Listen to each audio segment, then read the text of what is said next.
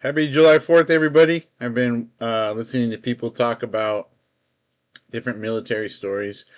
I enlisted when I was 28 years old, and I was a football coach the year before, high school football coach, and I substitute taught.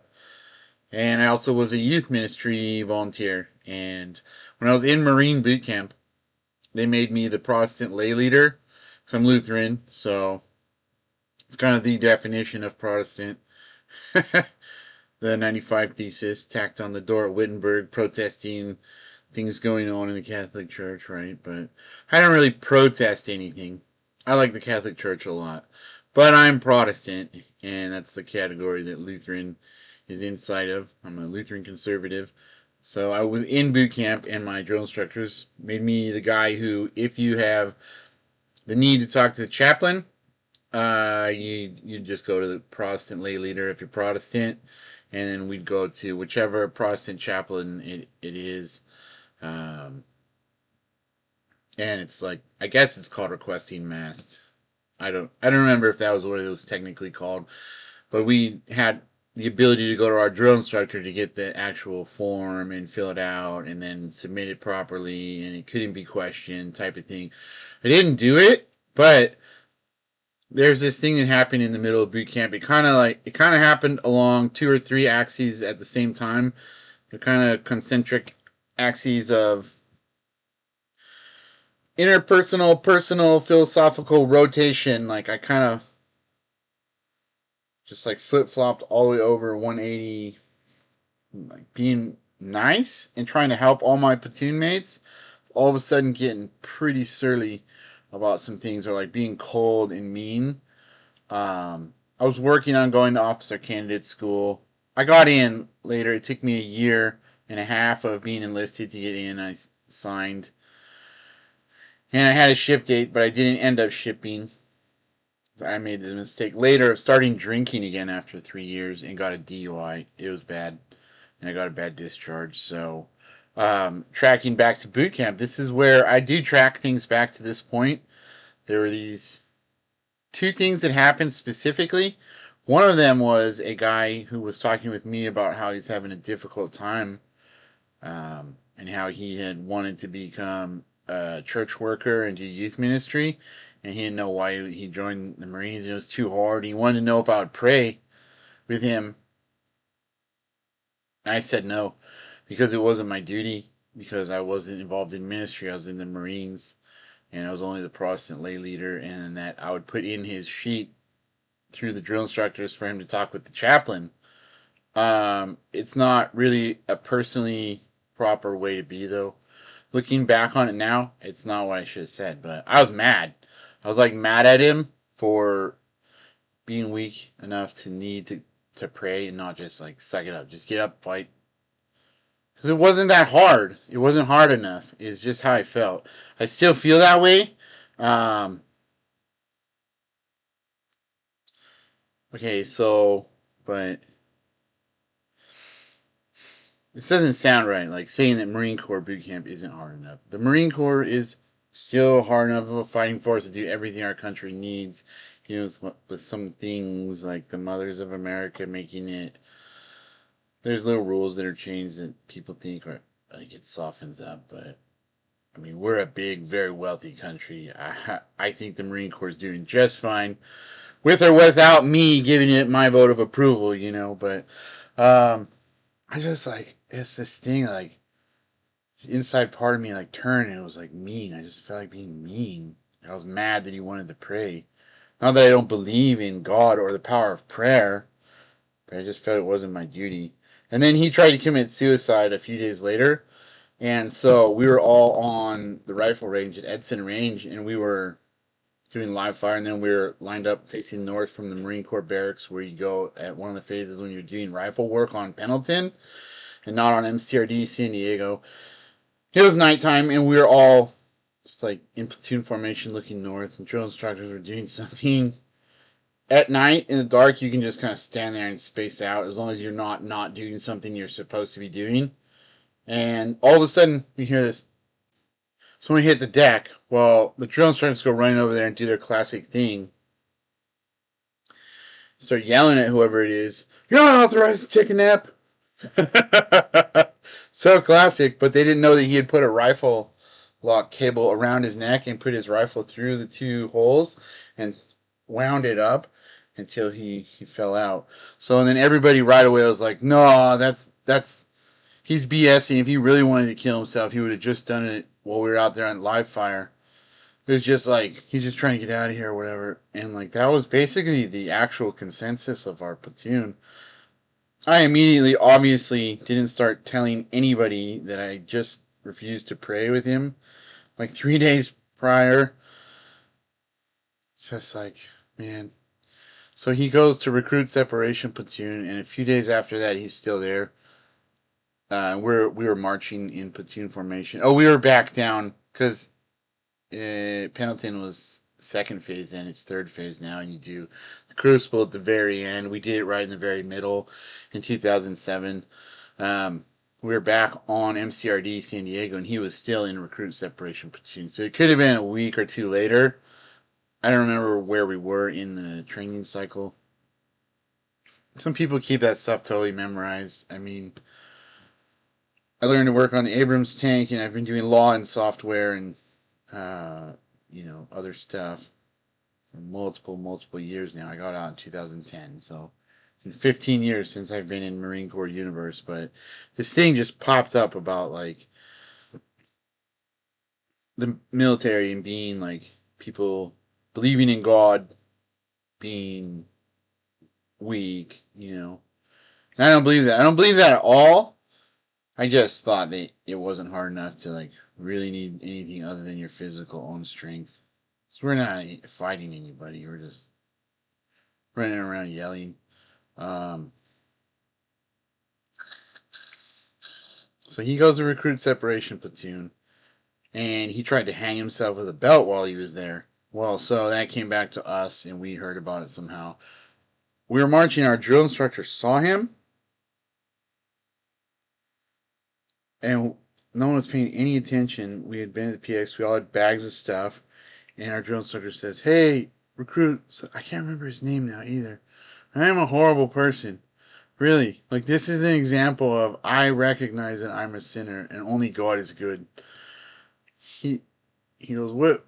How's recruit separation platoon? What have you been doing in there? Just hanging around?"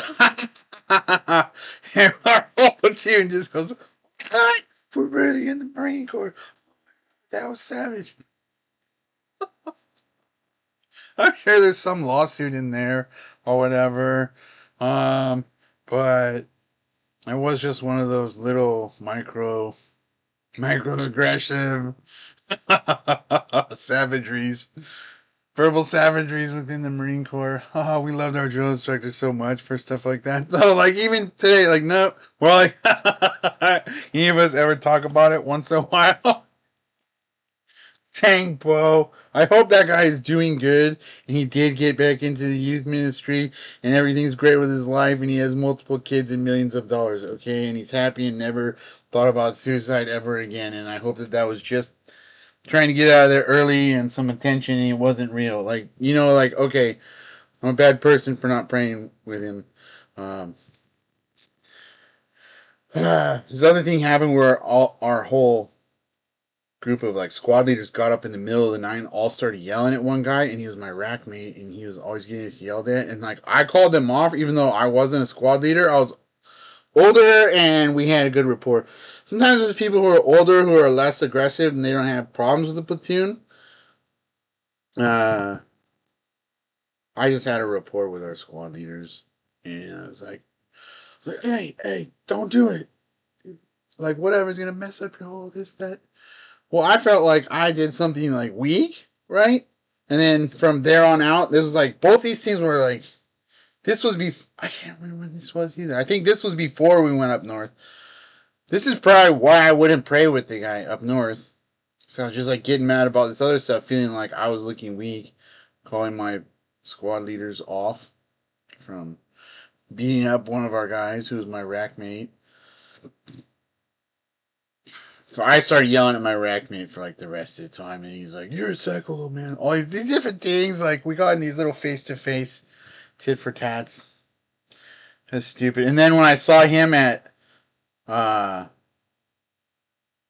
Marine Combat Training, MCT, pouncing out at SOI, he goes, "Oh, hey, Poke." I should have just responded, but this part of me was like looked at him, and I turned away and I wouldn't talk. Man, I feel so bad. These are things like I can't go back and not be a raging Richard Cabeza, right? It's like bitchy little things. Those are such two lame things. But I got on together. We served to try to find my one rack mate. I can't remember the other guy's name, but I couldn't find my rack mate to apologize to him because several months after that, going through MOS school. MOS school is all right. We fought and bickered a lot out there too, though. Like I'd be yelling like a football coach, like, "Get out of the rack! Get out of bed! Get down to the parade deck!" Because our platoon sergeant put me in charge of our platoon, getting everybody. I was guide, squad leader, guide, class leader, scribe, like crew chief.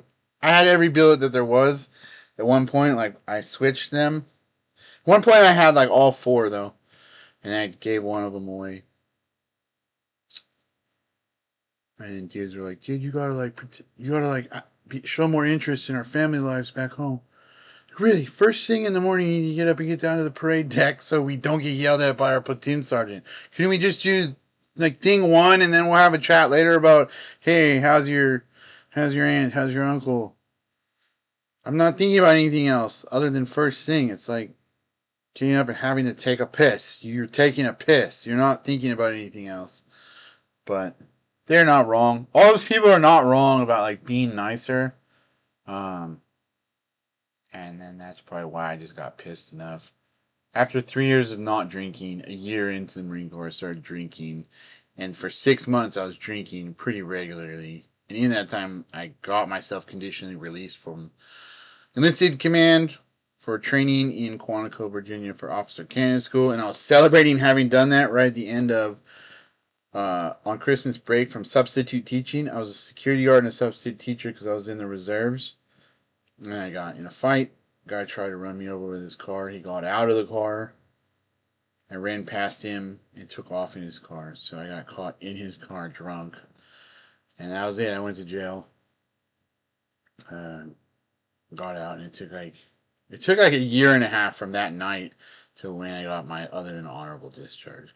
So now I do not drink, and I didn't stop drinking right away. I started stopping 11 months at a time, and then I drink for like 3 weeks and ruin different things, different unique types of ways. I mean, I just didn't want. There's all these things like I was resentful at so many different things that people would say. Like I didn't want to be a dickhead in Alcoholics Anonymous who had time, so I could say, "Oh, they're like, oh, how much time do you have?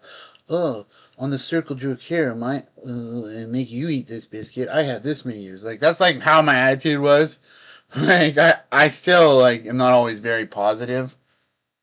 Okay, I am Christian, but I have some negative ways of describing things. Circle jerking is probably not the most positive way. It's not the most negative way.